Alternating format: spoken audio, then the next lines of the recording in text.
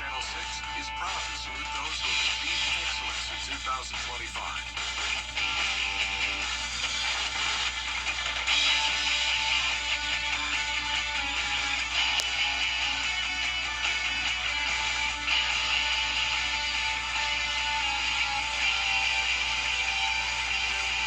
Congratulations, you are the best of the class. For years, WJBF News Channel 6 and our partners have championed local families through our Children First campaign. Together, our mission has always been to strengthen our communities by uplifting children and their families across the CSRA. Count on News Channel 6 as we make a difference in the lives of local children. To learn more, visit WJBF.com/Children First. WJBF News Channel 6's Children First initiative is sponsored by Bridgestone and My Costello Law Firm. The Live Viper 6 Skyview Network, sponsored by Terry Lambert Hyundai.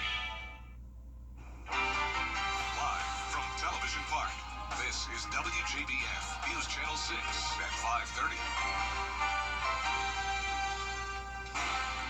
Good evening, everyone. I'm Dee Griffin. Thanks so much for joining us on News Channel 6 at 5:30. Topping today's headlines, a tanker crash early Saturday morning led to an Aiken County Road bridge's destruction and the closure of I-20. Authorities say a Charger collided with the tractor trailer, crashing into the guardrail and the Vaucluse Road Bridge, causing extensive damage. I-20 has since reopened. The Georgia Bureau of Investigation is reviewing its priorities to see whether they can get funding from state lawmakers. The director says they are partnering with community organizations and local law enforcement to stop human traffickers, gangs, and cyber criminals. South Carolina is now still one of the worst states in the nation when it comes to DUI deaths. A bill to crack down on drunk driving didn't pass this session, but the lawmaker behind it says it's not going away. We'll have these headlines and more at 6, but first. Coverage you can count on continues with investigators announcing federal murder and stalking charges against 57-year-old Vance. West Virginia are under a state of emergency after flash floods swept through the northern part of the state. At least 5 people, including a 3-year-old child, are dead, several others missing.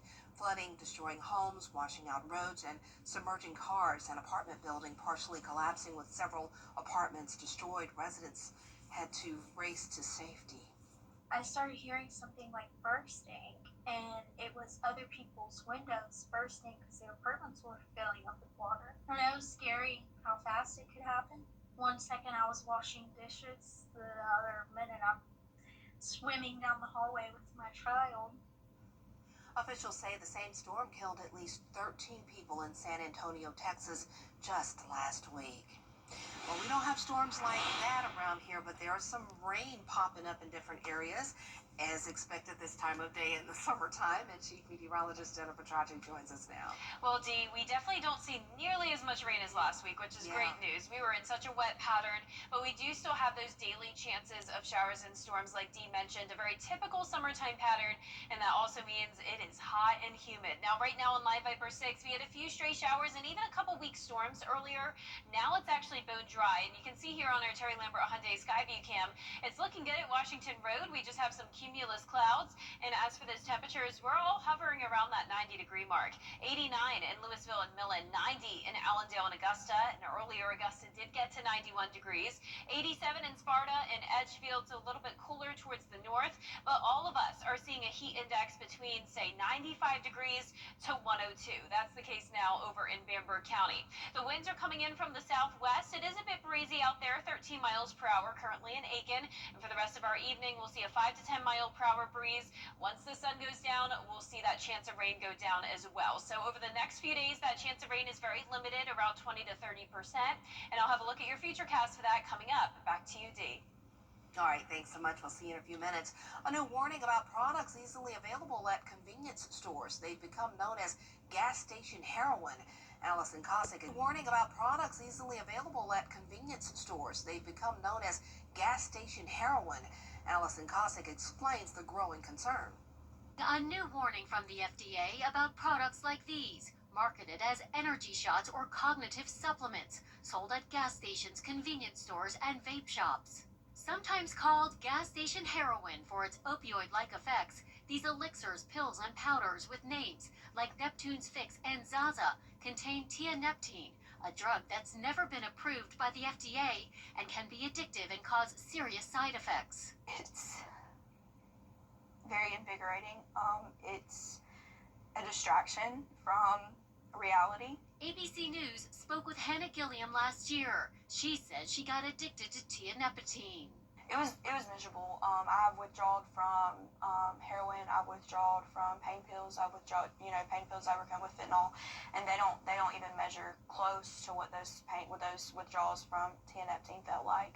Calls to poison control centers involving tianeptine have increased by more than 500% in recent years. Now, the FDA, in a new letter to health professionals, warns about the magnitude of the underlying danger of these products, urging consumers to avoid all products containing tianeptine, including those claiming to treat an ailment or disorder. I don't want any other mother to go through what I'm going through. Christy Terry says her son suffered from migraines. He went to a gas station looking for something to soothe his symptoms and wound up taking 12 of the 15 pills in the bottle of tianeptine. The bottle suggested only 2 pills a day. All I knew that he had took them pills for a headache, but I had no idea that they would have took his life.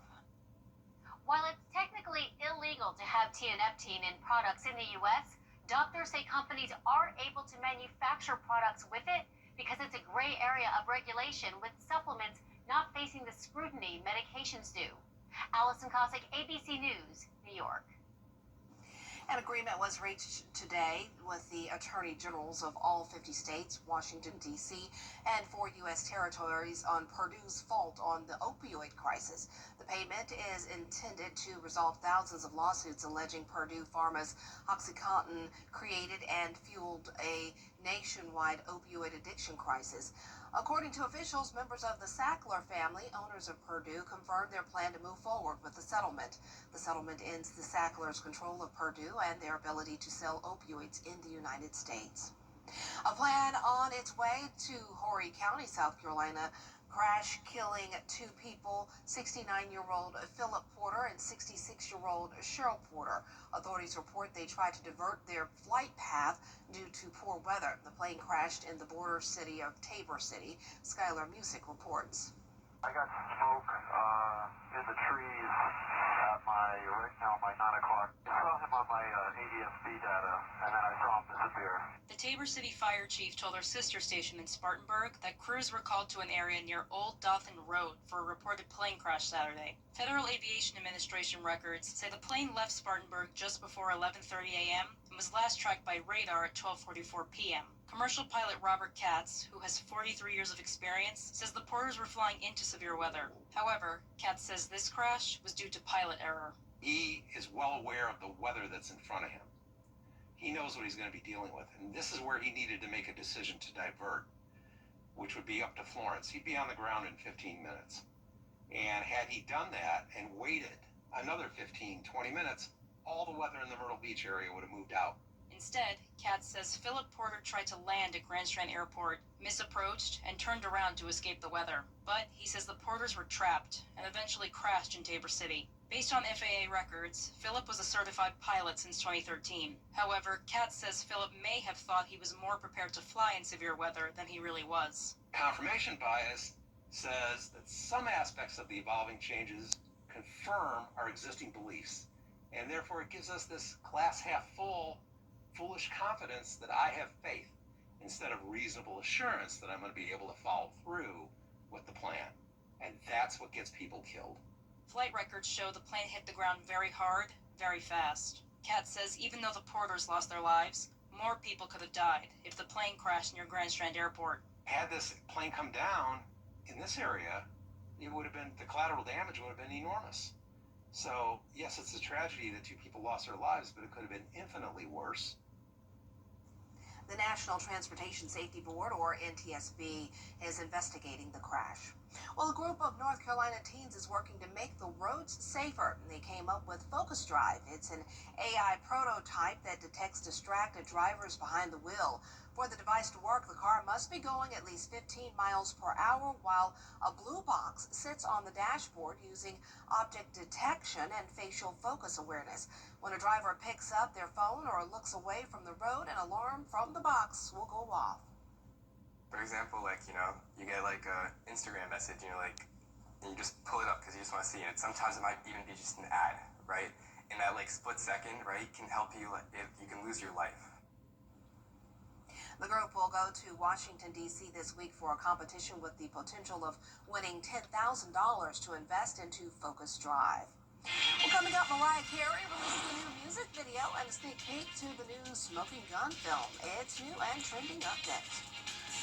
And the temperatures are trending upward, with highs eventually getting into those middle 90s, the heat index getting over 100, and we're not quite done with those daily chances of showers and storms. I'll have that full Viper 6 forecast right after what's trending. This week, the Explorer. I'm Melvin Robert. The Naked Gun always has me cracking up. I'm just laughing at those, the trailer there. That's hilarious. All right, well, let's see what's in store for us with the countdown to summer. It feels like summer already, but it's right here, pretty much 4 days away. I would love to be on that beach right there. But let's see if we're going to love the forecast coming up. Jenna has a full look next.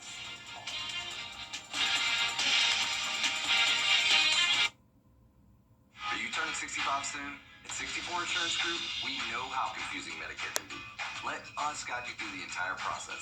And by the way, you don't pay a penny for our services. Don't wait until you're 65 to call. For you64.com.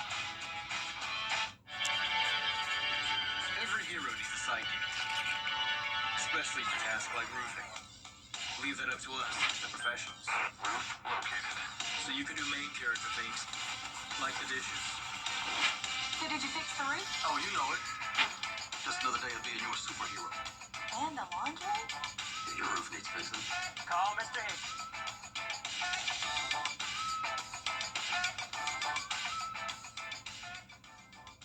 Memory and thinking issues. Learn more at amyloid.com.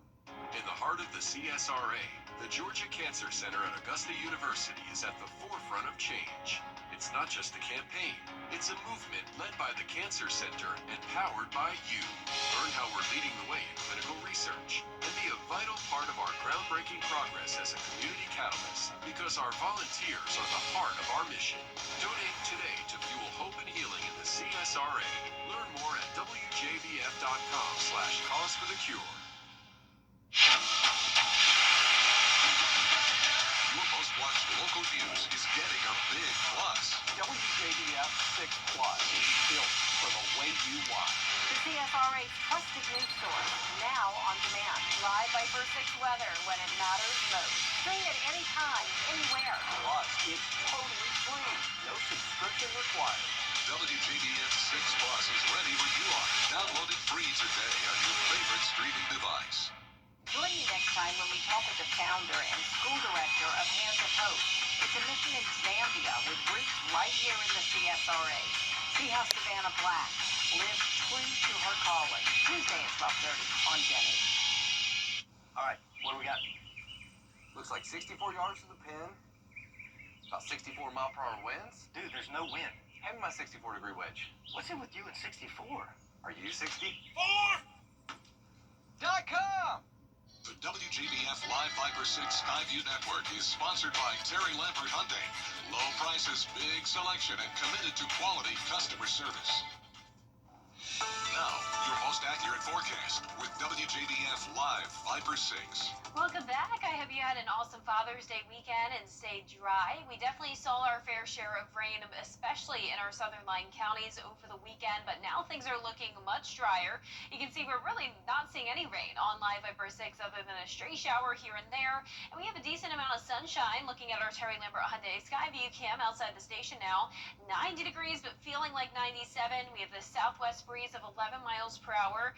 Dew points are high in the lower 70s, so that's why we have that high heat index to work with this week. As for the current temperatures, we're seeing a lot of upper 80s now, 87 in Washington and Sparta, but still at 90 in Waynesboro, 91 down in Sylvania, 92 in Bamberg. Our satellite and radar is definitely showing more activity out to the west of us. A couple severe storms even now forming in Alabama. Now, we are not going to see any of this activity impact us tonight. Once the sun goes down, our chance of rain also goes down. So other than a couple more stray showers or weak storms tonight, we're keeping things dry. Now, this Bermuda high will continue to impact our weather, though, throughout this week. It's bringing some very moist air in with that southwest wind, and that is the case throughout the summertime, usually. So this is nothing out of the ordinary. Typical afternoon and evening shower and storm chances at only around a 20 to 30% chance. Now, as a front moves in Thursday and Friday, that chance gets a little bit higher. But for the most part, it is going to be a dry and hot week for us, with high temperatures climbing from the lower 90s into the middle 90s by Friday and Saturday, and that heat index up to 103. Now, for tomorrow's forecast, we'll have low 70s in the morning, some fog possible and some cloud cover, and then mostly sunny by the mid-morning. Then showers and storms start to come in by the afternoon and evening, but definitely not going to be a washout. So here's our futurecast tonight at 6 o'clock. We have the stalled front to our north, south wind coming in behind it, and you can see a cloudy but dry start to our Tuesday. Then those showers and storms start to spark in the afternoon and evening, and then it's just a repeat for Wednesday. So this pattern continues. So here's a closer look tomorrow at noon. That's when we'll start to see some showers and storms fire up. We're not under a threat of severe weather, and I'm not expecting any flooding either. You can see it's very isolated activity, and once the sun goes down, we're also not going to see any activity, just like tonight. Now, our low temperatures tonight will be around 72 degrees above average. High temperatures tomorrow will be right around average. We're getting up to 92 in Augusta, and that 10-day forecast is showing those isolated storm chances with temperatures on the rise. We'll be all the way up to 95 on Sunday, 96 on Monday, but a great weekend for outdoor plans. Just stay hydrated. And before I go, I did want to give a special shout out to Lori and Michael D. Met them as well on Friday. They are big fans of WJBF, watch us every night, and they got to tour the studio with us on Friday, watch the 7 o'clock news live, and it was a great Father's Day gift for Michael. So happy Father's Day. It was so much fun meeting them. They were All right. great. Well, coming up, Tortoise is going viral for being a first-time father. We'll have the story after the break.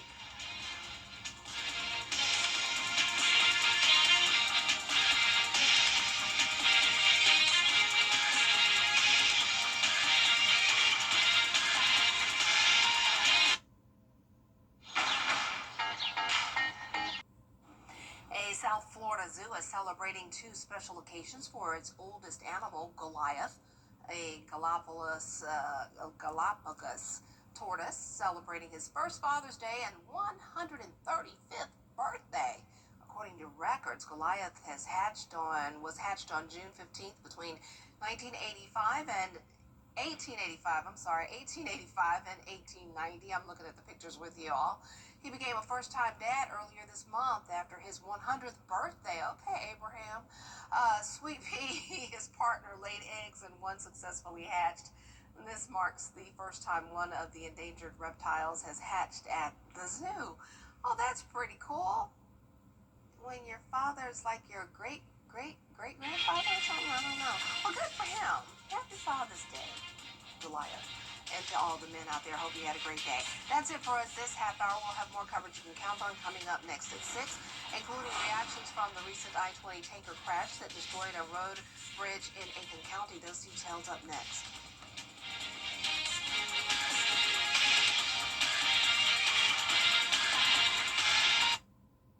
Weather headlines on WJBF News Channel 6. Brought to you by Southpaw Roofing.